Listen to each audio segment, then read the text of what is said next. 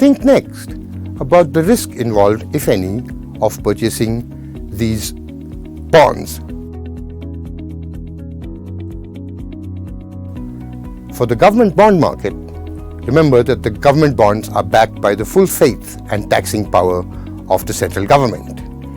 There is therefore very little risk, no risk of default.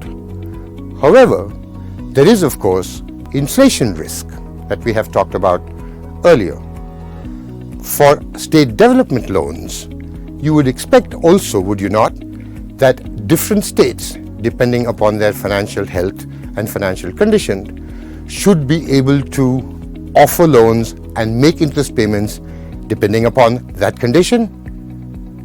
However, in India, there is very little difference between the rates that people who are lending money to a state like Jharkhand charge as opposed to those lending money to a state like Karnataka.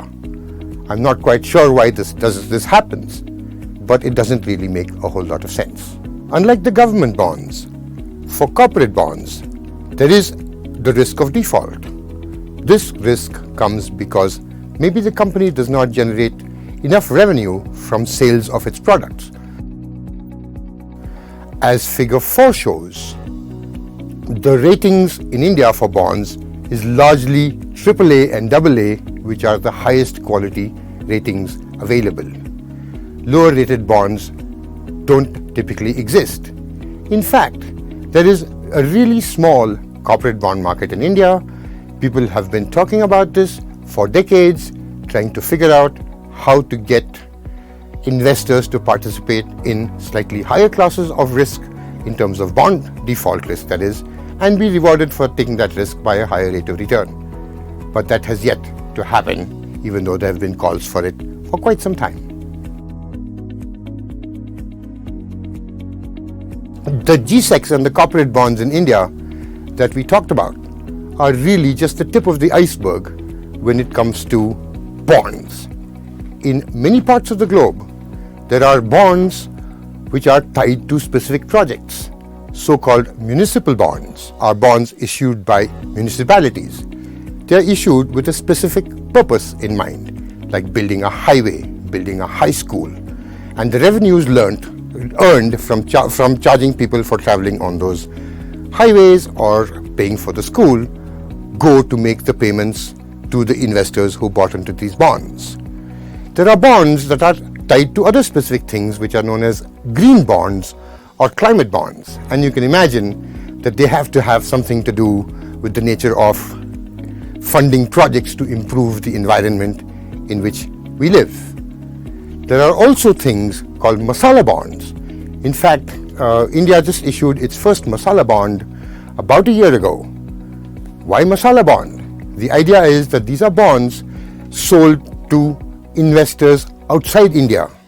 Remember, I said Indians haven't really tapped the foreign markets yet, but the masala bond is a way in which we have started to do those things. One other thing I'd like to mention, there are these things called REITs, stands for Real Estate Investment Trusts. What these do are basically bonds whose cash flows come from the rental of commercial properties. This is a bit like a stock and a bit like a bond. This first REIT is known as the Embassy Office REIT, and its properties are some of the primest properties in Bangalore and in Bombay. The tenants, the commercial renters of those properties are big multinational corporations, so the risk that the tenants will not pay their rents on time is kind of low. The interest rate that the REITs offer are much higher than the kind of rates that you would get from fixed deposits at a bank. As I conclude this topic, I'd like to say something that I say in all my classes.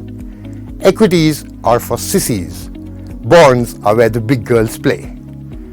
The bond market globally is much larger than the equity market is. There are bonds of all kinds, as we said, that are tied to long-term contractual arrangements between parties. Central banks the world over are trying to play games with interest rates, which again have a direct link to how bond markets work and how bonds values and prices are actually discovered by those markets.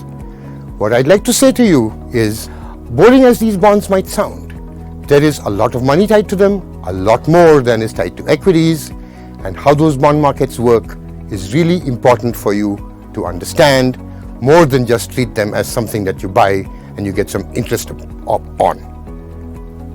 I hope you liked this section. Please watch more of our videos and interact with more of our content on the platform for investor education. Thank you.